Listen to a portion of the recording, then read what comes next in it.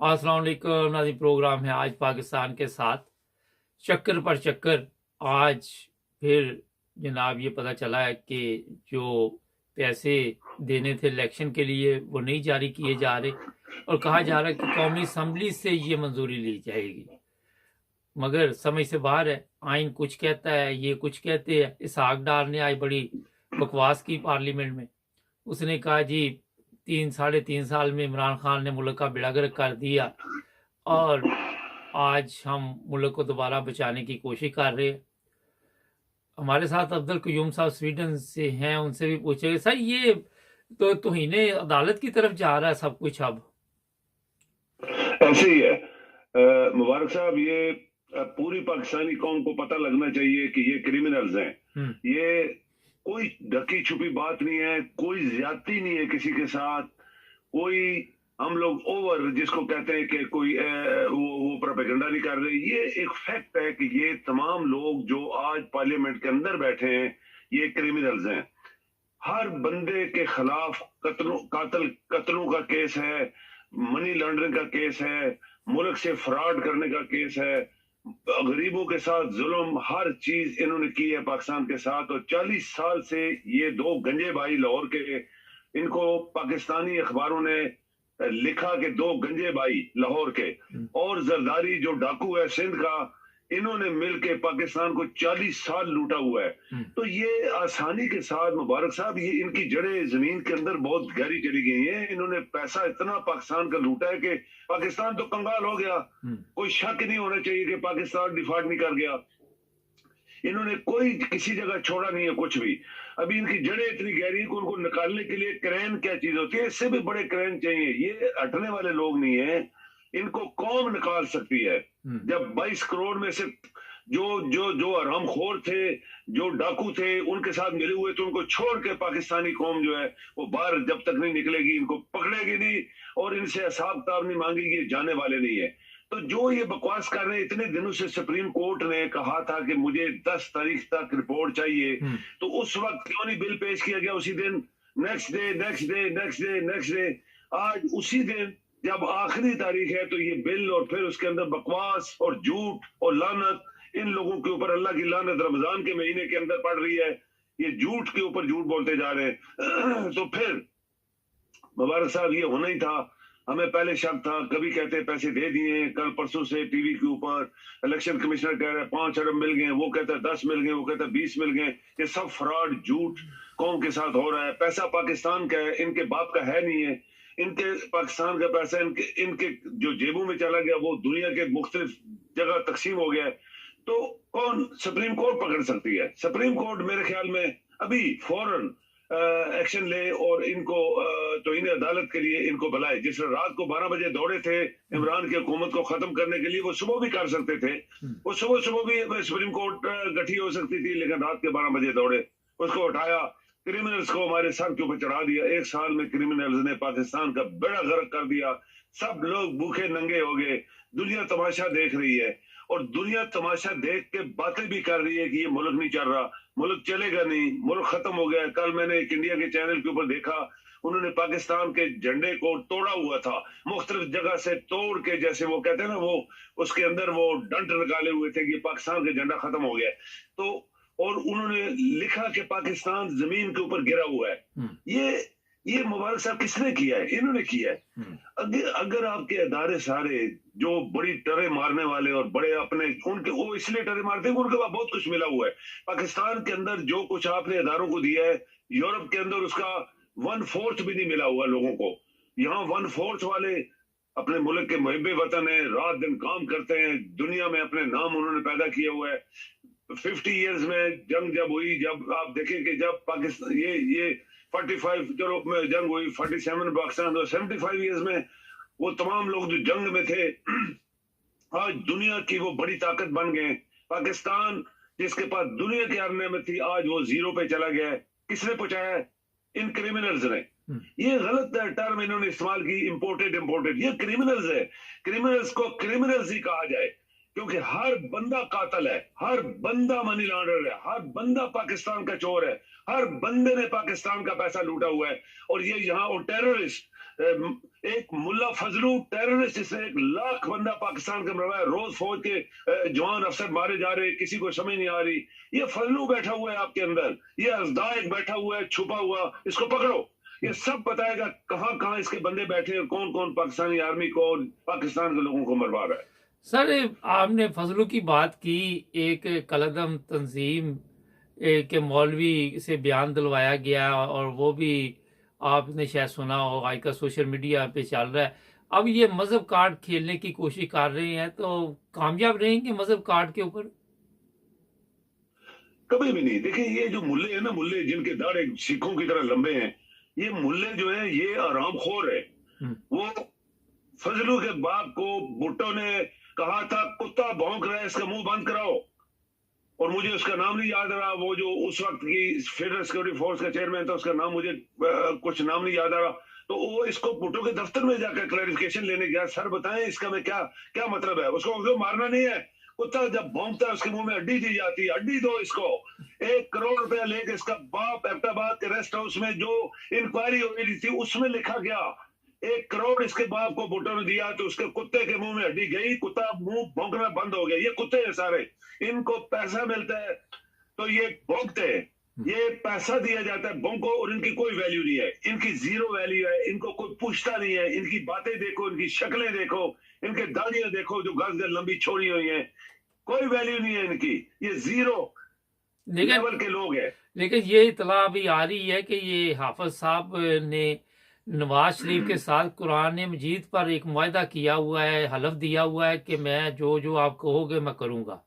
ये खबरें सामने आ रही हैं, तो ये लोग कुरान क्यों इसके दरमियान लेके आते जब ये कुरान की कोई बात ही नहीं मानते? तो ये अल्लाह तो नहीं है ना। अभी मुबारक साहब, अल्लाह ताला ही फैसले खुद करता है ना, वो जो चाहता है करता है। तो इंसान तो जो चाहता है या सोचता है वो होता नहीं है, क्योंकि उसके ऊपर बड़ी ताकत बैठी है ना। अगर ये इन लोगों के बस में सब कुछ चला जाए तो ये पाकिस्तानी गरीबों को मरवा देते। 20 करोड़ में से अगर आप कहें कि 1 करोड़ अगर अमीर है तो बाकी तो सारे गरीब हैं, तो उन 21 करोड़ों को कत्ल गालत करवा के जमीन के नीचे दफना देते, समुद्र में फेंकवा देते। अगर इसी तरह का ये जो कट्टा बैठा हुआ है आरामखोर लानती शख्स रमजान में लानते इसके ऊपर बरस रही है आसमान से रात और दिन, जिसने पाकिस्तान को लूटा हुआ है और फिर पाकिस्तान को खत्म करने के पीछे साजिशें कर रहा है। उसका भाई एक उधर, 2 गंजा एक इधर है एक उधर है, और उसके जो आवारी हैं वो पार्लियामेंट में सब कातिल हैं, सब मनी लॉन्डर्स हैं, सब पाकिस्तान का पैसा खाने वाले। तो ये आरामखोरों को किसी ने पकड़ा नहीं सर, किसी ने पकड़ा नहीं, किसी ने इनको सजाए मौत नहीं दी। तो ये बात ये है कि ये बातें हैं, वो जो मर्जी कर ले, कुरान के बजाय 100 कुरान इनकी, पहली बात है इनकी दुआई कबूल नहीं होती, इनकी नमाजें कबूल नहीं होती, इनके हज उम्रे कबूल नहीं होते, क्योंकि ये लानती लोग हैं। अच्छा सर, ये बताइए, बिलावल बड़ी धमकियां लगा रहा है आजकल कि मैं इन सबको देख लूंगा। क्या देख लेगा बिलावल? वो इसलिए का राम की रोटी खा के पला हुआ है ना। जो आदमी राम की रोटी और इस 2 टन उसका वजन है, और अखबारों में लोगों ने इसको कट्टा लिखा है कि कट्टा 2 टन का कट्टा, या राम की रोटी खा खा के पला है, बकवास कर रहा है, पैसे का बंदा नहीं था। इसको क्लर्क अगर यूरोप में होता इसको भर्ती ना करता कोई, लेकिन पाकिस्तान में फॉरेन मिनिस्टर बना दिया गया। ये कितना बड़ा जुल्म हुआ। जो पाकिस्तान बनते वक्त फॉरेन मिनिस्टर था, ये बाकी मिनिस्टर थे, उनकी काबिलियतें देखो, उनके अंदर देखो, उनके अंदर क्या क्या खसलतें थी। वो कितने कितने मुहब्बा वतन लोग थे जिन्होंने बोला हम चाय की प्याली पाकिस्तान के पैसे से नहीं पियेंगे। ये तो आराम खो पाकिस्तान की मिट्टी भी खा गए, ये तो पाकिस्तान के पत्थर भी खा गए। तो ये जुल्म हुआ है ना पाकिस्तान के साथ। मुबारक साहब, इसको कौन रेक्टिफाई करेगा? रेक्टिफाई कौन करेगा? आपके अदारे जो हैं वो एक chief of army staff, air force, navy, और आपके चेयरमैन लहदा हो गए, चीफ ऑफ आर्मी स्टाफ लहदा हो गया। तो उस आप यहां से आप समझ लें कि जो आर्मी के लोग हैं, नेवी के, एयरफोर्स के, वो भी पाकिस्तानी है ना, वो भी 4 स्टार जनरल है। जो आपने चेयरमैन बनाया वो भी 4 स्टार जनरल है। तो ये चीफ ऑफ आर्मी स्टाफ कसमें खा के कुरान के ऊपर हाथ रख के क्या तू पाकिस्तान को भेज सकता है? बिल्कुल नहीं। पाकिस्तान के जनरल बहुत वफादार है, पाकिस्तान की फौज बहुत वफादार है। वो कहते हैं कुत्ते की जब मौत आती है ना तो फिर वो ऐसे हरकतें करना शुरू कर देता है।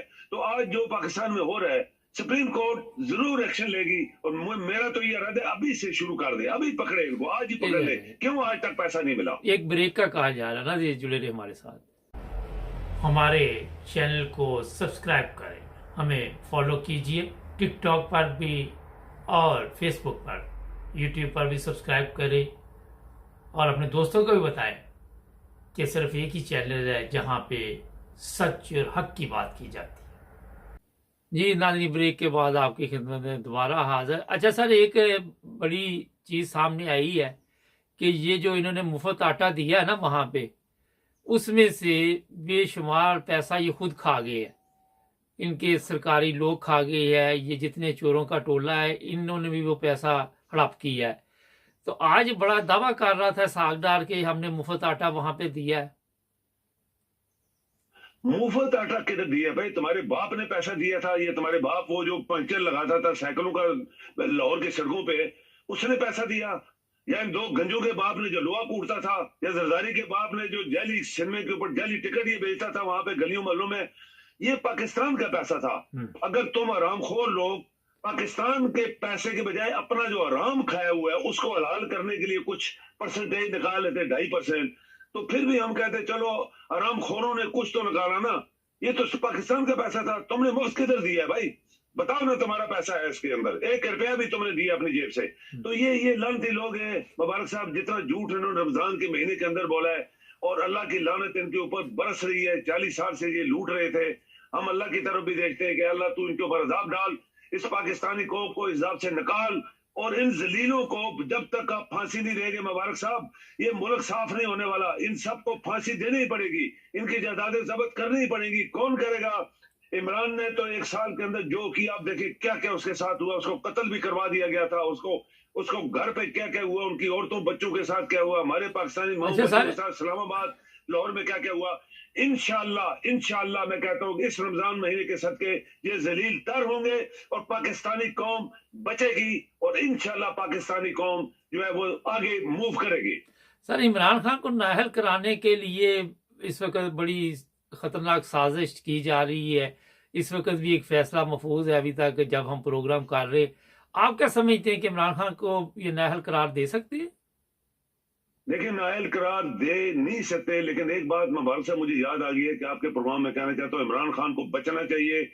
कल फिर एक बंदा जो है, जिस एबटाबाद का जो SHO था, उसको इन्होंने ऐसा तरीके से मरवाया, उसको हार्ट अटैक हो गया। जितने लोगों को हार्ट अटैक हुए उनके बारे में लोग कह रहे हैं कि ये मुस्लिम लीग नून के जो आरामखोर हैं, जो लानती हैं, जो आरामी पाकिस्तान के दुश्मन है, ये ऐसा जहर देते लोगों को कि उस बंदे को हार्ट अटैक ही होता है। उसको भी हार्ट अटैक करवा दिया। क्यों? क्योंकि शायद वो उगल दे कि मुझे प्रेशर डाला गया था तो मैंने ऐसे काम किया था, तो उसको मरवा ही दिया इन्होंने। अभी इमरान खान के आगे पीछे जो लोग वहां पे घूम रहे हैं, मैं तेरा वफादार, औरतें मर्द औरत, ये बच के रहे। कोई ऐसा खाना ना खाए, कोई दूसरा बंदा दे, या कोई ऐसे बंदे को अंदर ना जाने दे जो कुछ भी कर सकता है, क्योंकि ये लोग, इनके ऊपर बड़े बड़े कत्ल हैं, इनके हाथ खून से भरे हुए हैं। इन लोगों ने लोगों को मरवाया है। ये इमरान को इस तरीके से भी मरवा सकते हैं, और ये आसान है शायद कि नाअहल करार देने से ये किसी तरीके से जहर देकर उसको मरवा दे। इमरान को बहुत होशियार रहना चाहिए। कोई ऐसा आदमी उसके घर में ना घुसे, कभी किसी का खाना ना खाए, और कभी किसी के ऊपर एतमाद ना करे। 200% जब उसके ऊपर पता होगी ये मेरा अपना आदमी है, मेरे साथ कोई कुछ नहीं करेगा, उसको नजदीक आने दे। नाअहल नहीं करवा सकते। इन्होंने पहले ये बड़ी जबरदस्त बात आपने की है। जो पुलिस ऑफिसर ये गुजरावाले में इंक्वायरी में था, मुद्दई था, आपके ख्याल में और भी पुलिस वालों की जान जाएगी जो जिनसे ये पहले काम लेते फिर वो रास्ते से हटा देते? पंजाब का IGP है और भी हैं, इनको भी रास्ते से हटाएंगे ये अब इसी तरीके से? बिल्कुल ऐसे करेंगे। इन्होंने जो लोग भागी, जिन लोगों ने, इनको पता लग गया कि ये कल उगल सकता है सब कुछ, तो उसको मरवा दिया ना। आपके सामने है, कल एक प्रोग्राम के ऊपर ये गिने जा रहे थे लोग किन किन को इन्होंने जहर दिया। और सबसे पहले चीफ ऑफ आर्मी स्टाफ जो है, उसकी बीवी आज भी रो रही है कि मेरे खामद को जहर दिया था, और बिल्कुल 100% सही था, क्योंकि वो MQM को खत्म करना चाहता था, और ये अपनी नौकरी के लिए गंजा, और ये लाहौर पंजाब में अपने छोटे भाई को गंजे को रोका हुआ था, तो उसको रोक रहा था, नहीं करना मिलिट्री ऑपरेशन नहीं करना। तो उसको फिर जहर दिया किसी मीटिंग के अंदर, किसी खाने में, किसी डिनर में, वो मरवा दिया। महीने 2 के बाद उसको अटैक हुआ। उसकी बीवी 100% कह रही है मेरे खामद को हार्ट अटैक हुआ, इसने जहर दिया था। इसके बाद कितने लोगों को मरवाया इन्होंने, सबको हार्ट अटैक हुए। मुबारक साहब, आखिर बात क्या है? वो जज को हार्ट अटैक हो गया, डायरेक्टर FIA को हार्ट अटैक हो गया, और इसके बाद जो इसके चपरासी मासी थे उनको हार्ट अटैक हो गए। कल पुलिस के अफसर को हार्ट अटैक हो गया, और कितने लोगों को जो इनके नजदीक थे और जो उनके साथ काम कर रहे थे, सबको इन्होंने मरवा दिया है। तो ये पाकिस्तान के अदारे, हम जिनको कहते हैं बड़े काबल, बड़े ज़हीर, बड़े वफादार हैं, तो आज देख ले मुल्क में क्या हो रहा है। ये नहीं जाने वाले मुबारक साहब। मुझे यकीन था कि ये लोग पैसे नहीं देंगे, लेकिन सुप्रीम कोर्ट चूंकि इसमें इन्वॉल्व है और हमें यकीन है कि सुप्रीम कोर्ट का चीफ जस्टिस अपनी पावर इस्तेमाल करके इनको घेरे में लाएगा। बहुत शुक्रिया सर आपका जी, थैंक यू। नाज़रीन, जो एक और दो चीज़ें हैं कि मुराद सईद की गिरफ्तारी के लिए हाफिज साहब ने ऑर्डर जारी किए हैं कि मुझे हर सूरत ये बंदा चाहिए, हम इसकी वीडियो बनानी चाहते हैं, इस पर तशद्दुद करना चाहते हैं, और आपके इल्म में है कि इस पर रात दिन काम कर रहे हैं।